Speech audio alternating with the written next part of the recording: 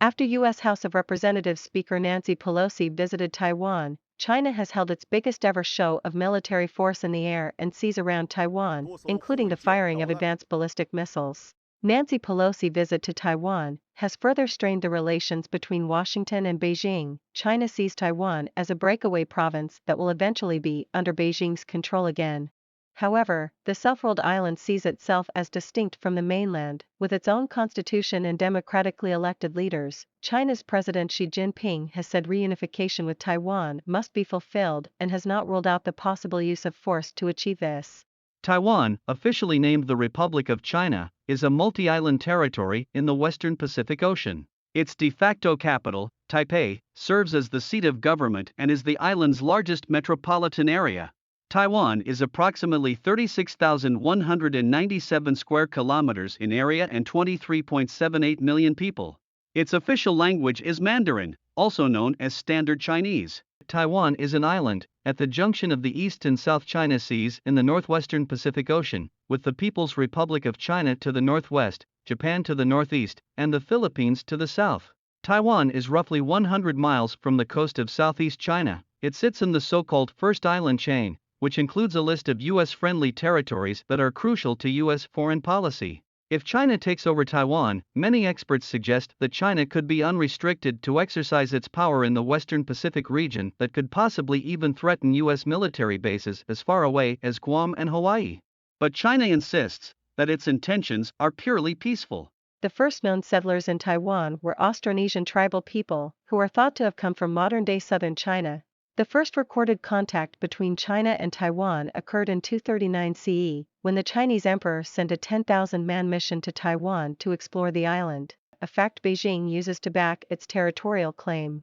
After a relatively brief spell as a Dutch colony from 1624 to 1661, historical sources suggest that the island first came under full Chinese control in the 17th century when Taiwan was administered by China's Qing dynasty from 1683 to 1895. Then, in 1895, they gave up the island to Japan after losing the First Sino-Japanese War.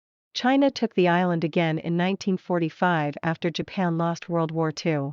But a civil war erupted in mainland China between nationalist government forces led by Chiang Kai-shek and Mao Zedong's Communist Party. The Communists won in 1949 and took control in Beijing. Chiang Kai-shek and what was left of the Nationalist Party, known as the Kuomintang, fled to Taiwan, where they ruled for the next several decades. China points to this history to say that Taiwan was originally a Chinese province. Taiwanese point to the same history to argue that they were never part of the modern Chinese state that was first formed after the revolution in 1911, or the People's Republic of China that was established under Mao in 1949. The Kuomintang has been one of Taiwan's most prominent political parties ever since ruling the island for a significant part of its history. Chiang's son, Chiang Ching-kuo, allowed more democratization after coming to power. He faced resistance from local people resentful of authoritarian rule and was under pressure from a growing democracy movement. President Lee Teng-hui, known as Taiwan's father of democracy, led constitutional changes towards, which eventually made way for the election of the island's first non-KMT president, Chen Shui-bian, in 2000. Until the early 1970s, the international community recognized Taiwan as the Republic of China. Both China and Taiwan had claimed to be the only legitimate Chinese government, and each refused to maintain diplomatic relations with countries that had recognized the other. In 1971, however, the UN passed Resolution No. 2758, under which the government of the People's Republic of China, PRC, was declared as the sole representative of China, and Republic of China or Taiwan was expelled from UN. Currently, only 13 countries, plus the Vatican, recognize Taiwan as a sovereign country. China exerts considerable diplomatic pressure on other countries not to recognize Taiwan, or to do anything which implies recognition. In 1950s, Taiwan becomes an ally of the United States, which was at war with China in Korea. The United States deployed a fleet in the Taiwan Strait to protect its ally from possible attack from the mainland. In 1979, United States endorsed the One China policy, recognizing the government of the People's Republic of China as the sole legal government of China. Yet the same year, the United States passed the Taiwan Relations Act, which made it clear that the U.S. decision to establish diplomatic ties with Beijing rests upon the expectation that the future of Taiwan will be determined by peaceful means. It obliged Washington to supply Taiwan with defensive weapons and stressed that any attack by China would cause grave concern. Washington's long-standing policy has been one of strategic ambiguity to the extent that it would intervene militarily if China were to invade Taiwan. Beijing treats the One China policy as the foundation of a possible reunification with Taiwan.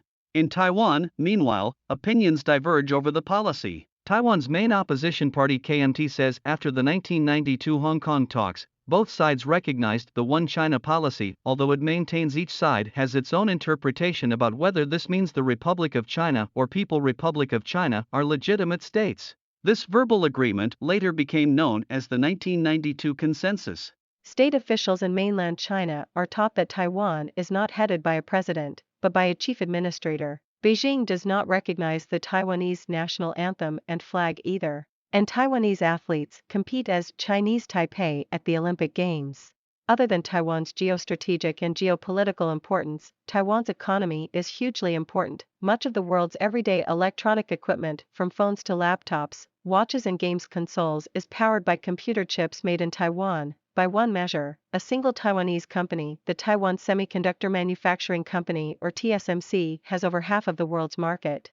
TSMC is a so-called foundry, a company which makes chips designed by consumer and military customers. It is a vast industry, worth almost $100 billion in 2021. A Chinese takeover in Taiwan could give Beijing some control over one of the world's most important industries.